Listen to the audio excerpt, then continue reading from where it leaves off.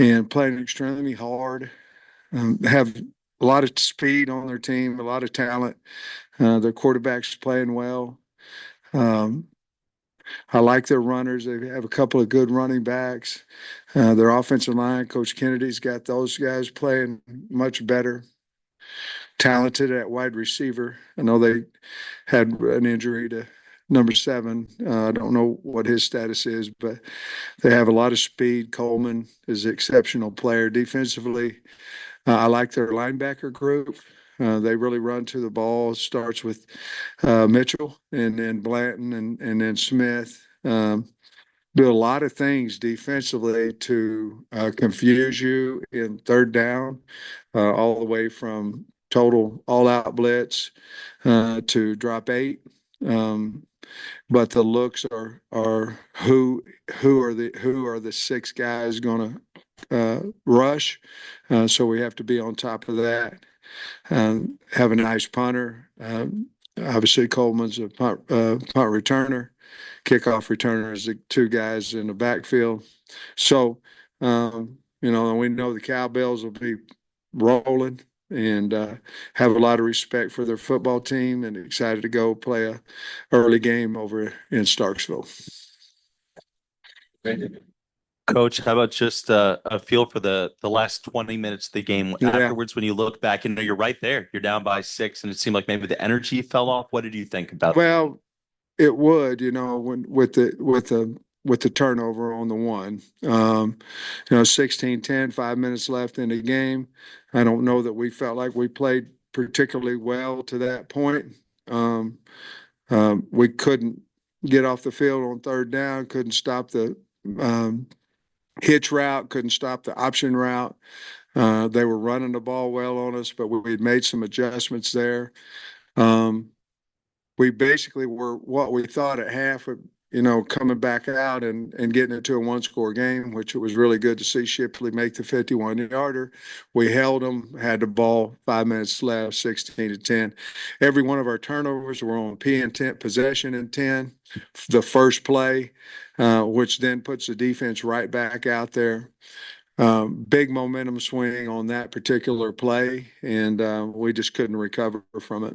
Just looking at that play again, did you notice anything different than you did after the game? Well, there's 2 things there. We had an opportunity to hand the ball off. We didn't, and we had an opportunity to block the Will linebacker, which he was in the well, and he walked out, and we should have turned out to him. So there was 2 mistakes made on that play that accounted for the turnover. What has Mississippi State done offensively with the freshman quarterback? That's kind of, I mean, they're scoring points on people. Man, well, they're wide open. They have a mixture of playing fast, of course we had KB here, and he's in that tree of Levy and obviously his daddy, and so they're wide open. I tell you what they're doing. If you press them, they're going to throw it on. They're going to throw deep, and they're connecting on those plays. They've got speed at wideout, so that their quarterback is throwing Van Buren. He's throwing some. He can throw the deep ball. The other thing is they're running the stretch in the inside zone very, very well. Their 2 backs run extremely hard, and then the quarterback can make plays with his feet. They're not necessarily wanting to run him. I don't feel like a bunch because he slides every time. A running quarterback, most of the time he just runs. But he's elusive in the pocket. They're just playing with a great deal of energy. You can just feel it on the film by the sidelines, the way that they're excited on the sideline, and so they're running the ball well enough, and their quarterback gives them opportunities there for to scramble and make some plays, and he's throwing the ball really well. 2-part question: What all has JaQuindon Jackson meant to your team this year? What's the importance of having him this season? And then what's an update on him? Well, he's been beat up basically in SEC play. We haven't rushed the ball well. He's been beat up a little bit there. um, early in the year was exceptional when he was healthy. Um, his health status probably very questionable for Saturday's game. But he's been a strong guy for us, and we hopefully we can get him back. But I'd say it's questionable this week. I guess you mentioned Kudus maybe being back for the rest of the season, or just maybe what are some of the What'd you challenges? say at first? I'm sorry. Kudus. I know. What'd you say at the beginning? You mentioned post game on Saturday. Yeah. Kudus maybe being back. What are maybe some of the challenges of just phasing in, a new lineman at this point in the season? Well, I think the moving Harris to tackle helped us. I do. I think that will help us in the long run as well. Um, Kudus, that was my biggest concern. Is a good question. He had 2 weeks of practice before this game, before LSU, and so it's almost like he's had not necessarily the same type of practice that you would have for 2 days for camp, but he had two full practices there to the point that we thought that he would be ready Saturday, and we told him that if needed, we were going to play him. Obviously, we're trying to redshirt him if we can, which means we're going to get four games out of him. Um, so he'll be ready to go, and it'll depend on the week of practice he has, whether he'll start for us or not. But I believe that he's fully healthy and ready to go. I was going to ask you a little bit about that too. What did you think of after rewatching it, what the offensive line did, and specifically Marion on the edge? We've got to play a lot better there. We're playing some good rush ends. I mean, we are. We have. I mean, it seemed like every week some of them's got all four of them. Some of them's got, but everybody's got to show enough, at defense as well as we do. But I thought the move with Harris was something that is going to help us. I thought he did a good job. What he is, he's athletic enough. If he gets out of position, they can run him around the pocket. And even the one where the guy hit, Taylor's arm, he was back there about 11 yards deep. Taylor, he'll step up on that, and so I think that helped us. Um, with that, obviously, with Blackstock moving on the inside, there was a little bit of transition there that I think he'll be better this week, and we'll let him and Kudus kind of fight that out a little bit. But I think it worked out pretty good. Last year we went over to Ole Miss. And we had changed centers, Trey, if you remember. We had changed the offensive line a little bit, and we went right down the field and scored. But on the headsets, I'm going, we ain't blocked damn nobody. But we scored. And I said, we've got to get this figured out because they were moving on us and all that. And we ended up during the game changing back to changing back. I think it was we moved not Brady, but Bo back to center. I didn't feel that way during this game. I felt like what we had done was the right move going forward. Your thoughts on Taylor? It seems like, I guess starting with Tennessee, maybe he decided he's going to hang in there and throw. I don't know. He's throwing the ball better than he did when he was had a couple of games at 40% and stuff. What is it about him that's changed in your opinion? I think his confidence is growing in the offense. He's brand new too. Of course, all of them are, but that quarterback position here, playing for Bobby is very, very difficult. But it's also very, very rewarding once you figure it all out and for your future going to the NFL, all that kind of stuff. So I think he's becoming more comfortable there. I think we're protecting him a little bit better than what we were early in the year. And I believe he's getting a little more confidence in where his wideouts are going to be. He's throwing the ball a little bit faster than what he did before. And the hanging in the pocket, as you referenced, I think has a little bit more to it. He's got a little bit more confidence in the guys. And we're running a little bit more empty protection as well. And I thought he did a really good job with his hots coming off because they were basically blitzing to our man side. Well, in other words, away from where the center was sliding, which means we have to squeeze down on 1-2. And he saw that really well, got the ball out of his hand. Our problem, really, we've got to quit turning the football over and we got to score in the red zone. And that's things that have plagued us this year offensively. We're aware of that. We're trying to fix it. But those could change a game or two. Not necessarily, I don't think, Saturday. Saturday was a different deal. I thought LSU was very, very, I think LSU's, to me, they're the best team that we've played to this point because of the way that their quarterback is playing. And but at the same time, we're 16-10 in the 5 minutes in the third. We have an opportunity to win the game, and then it went south on us there with the one play. But to answer your question, I think he's doing that because of confidence, and I think he has confidence in his line and the receivers where they're at. Got another injury question for you. Just noticed Jalen Braxton's not on the depth chart anymore. Does that mean you're just not feeling like he'll be available for a while? Yes, I don't think he'll be available. Not the rest of the year. I just think it would be at least after the second bye. Following up on that, the hitch routes are something that your defense has played well most of the season, but that has been kind of an opening for other offenses. How much has Jalen maybe not being there played a part in that susceptibility, I guess? I think some, obviously. When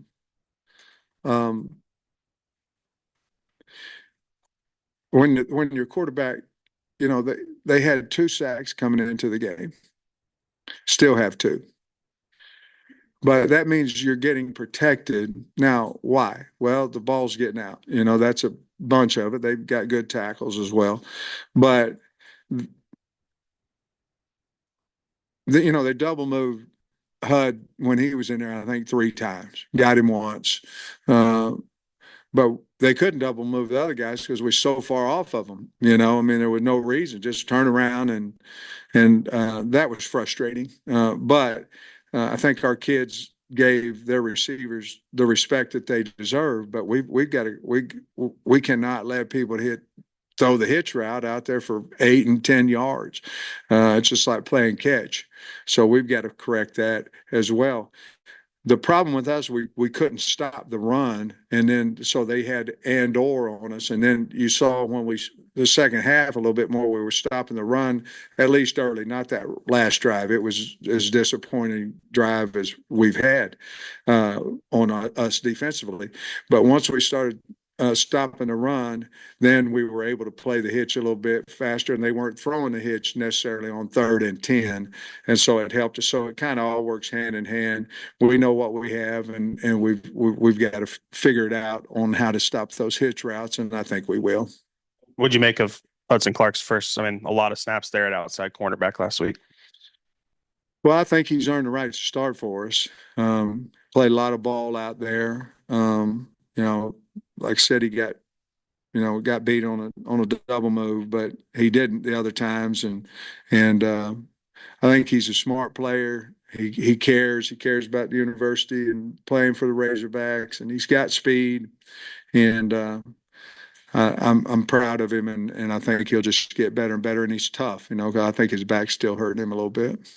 Coach, going back to the run game with Jaquindon and his status, you have Rodney Hill. What does that look like? But then when you put Dubinion in there and Braylon Russell, just how do you hope that they can kind of compensate for what Jaquindon won't be able to do if he's not out there? Well, I trust all of them, but I think let's saddle up Braylon Russell. Let's go.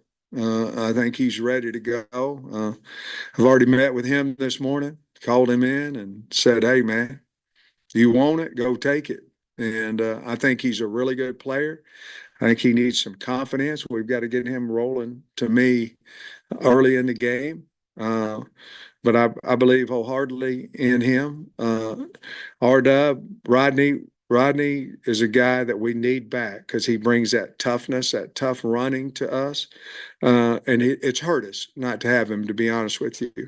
Um, and then, unfortunately, we had to fumble with R-Dub. He's got to get over that. We believe in him, and obviously he came back in the game, but we're going to be down to those three, and then of course Reed. And Reed's done well in practice too, but to me, uh, give the ball to Braylon, let him go to work and see if he can't run it several times. To me, because he's a big man, hard to bring down, and a good player. So young doesn't mean you can't be good. We're going to turn around and let the horse eat a little bit. Coach, you mentioned with Kudus, you'd like to redshirt him. Could that also be at play for Jalen Braxton? Yes. Yeah. A little bit different because Jalen can't play. I mean, we probably could have played Kudus maybe. I don't know if he would have been quite ready there, but we probably could have Saturday. Braxton, we cannot. So, but as you're looking at it, Jalen will have 2 games left, and I don't see him really being able to come back until we have at least 3 regular season games left. And then we would have to make a decision at that point. Is he still dealing with the tendonitis? It is. Well, no, his is more of a leg injury, and I'll just leave it at that. And we also saw Miguel Mitchell for the first time this past weekend. Just what did you Yeah. make of his performance? Well, he played 15 snaps. Liked it. I believe he'll play more. So I was pleased to see him out there. And I thought he played well for his first time out, and I think he's earned right to play more. Same couple of Mississippi State questions. Van Buren, he really got thrown into the fire. I can't remember the game where, 3, I think. yeah. And now he's starting, and you talked about his physical traits. Just how about the poise he's shown? I mean, I know Kirby didn't mean to hit him, but that was kind of a wild play on the sideline a couple games ago. And the kid didn't seem bothered by that. I mean, he just seems like he's pretty mature. I don't know, you don't coach him, but what's your take on him? Well, he is what you just said. He's very, very poised back there. I'll tell you what. Now he made I don't remember what game it was that I was watching last night, but he made a throw to his left that he knew he was going to get wiped out, and it was freaking on the money. It might have been against Georgia, and the way he's running the offense, now they've done a really good job with him. Of course, he's done a good job too, but he's a real good player and very accurate in his throws, and we're going to have to get in front of him. We're going to have to move him at times, but I'm sure they're very pleased with him because he's been awesome for them. I guess that mean with Braille, I mean, sometimes guys say you got to go see coach. I don't know, they're thinking, wow, what did I do or something? But how did that meeting go? How excited did he seem? And how often do you do that as a head coach? Maybe call a guy in to say, hey man, we need you this week, a little more than maybe expected. You don't want to call them in so much that it doesn't mean anything. You know what I mean? But this one here is, Braylon has been a good player for us, but I wanted him to know that his opportunities are going to amp up the expectation of what he gets. I wanted to throw some juice into him a little bit, juice him up, and get him ready to know this is going to be a big week for him. I meet with Taylor Green every Wednesday, and other than that, Ashton No came in this morning and just said he never really had formally thanked me for the scholarship opportunity, and so, but I don't. Most meetings aren't great. Most of them are ones that we got a problem. I've got to try to fix it out. But those last 3 I just said were all very positive and called them in for reasons of motivation. Did Braylon seem pretty amped up or juiced up or whatever? He's hard to get a read on, but I'll guarantee he was pumped up, he's ready to roll. Let's give him the football, see what happens.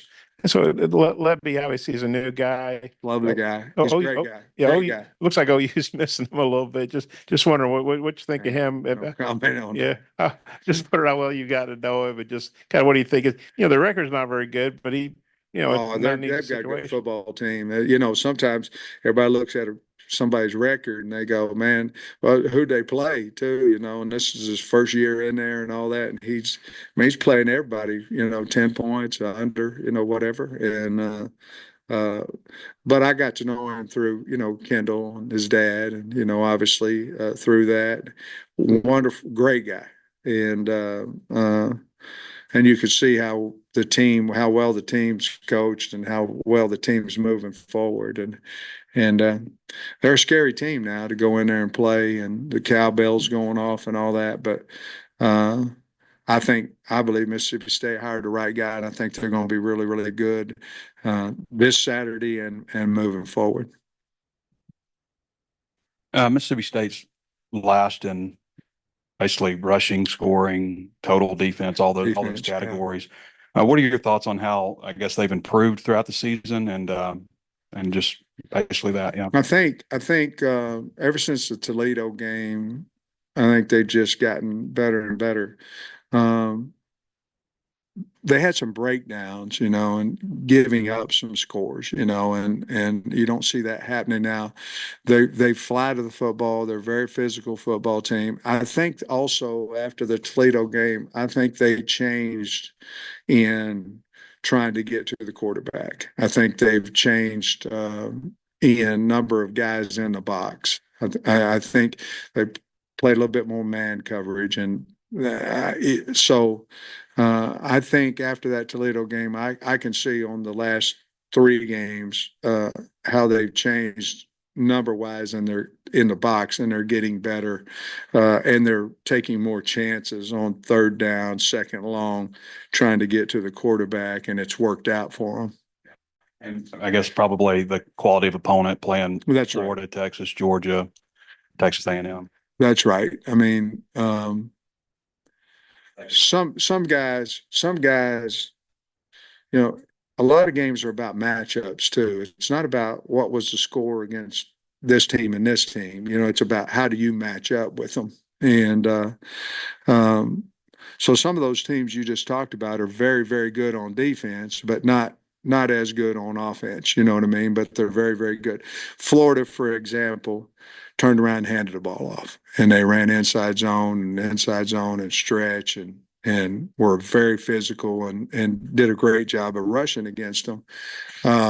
Where you look at A&M, and they did a good job as well, but you know, different teams have different schemes, different matchups, and so you got to kind of figure out how you match up with them. And they went through a gauntlet of teams that they've played as well. We only played number 4 and number 8 back to back. I don't know what they've done, but we've had a pretty light schedule.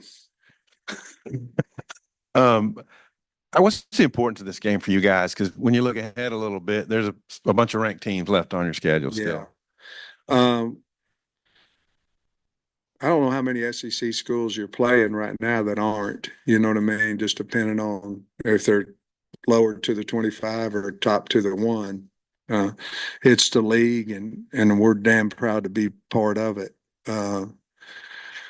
How important it is, I think they're all important. To go get another road win would be big for us. Get to another victory, get to 3-2 in the conference would be really big, and we certainly want that. We need that. We'll work towards that because, as you just said, you still have Ole Miss, Texas, Missouri, Louisiana Tech, and now 3 of those are at home. But this road game is big for us, and we usually play pretty good on the road. I'm wondering if you've heard any talk in the industry about with the helmet communications, what it's been like with the bells at Mississippi State, and have you seen on tape teams maybe struggling more with it? Have not, and haven't heard anything about that, to be honest with you. Appreciate it. All right, guys.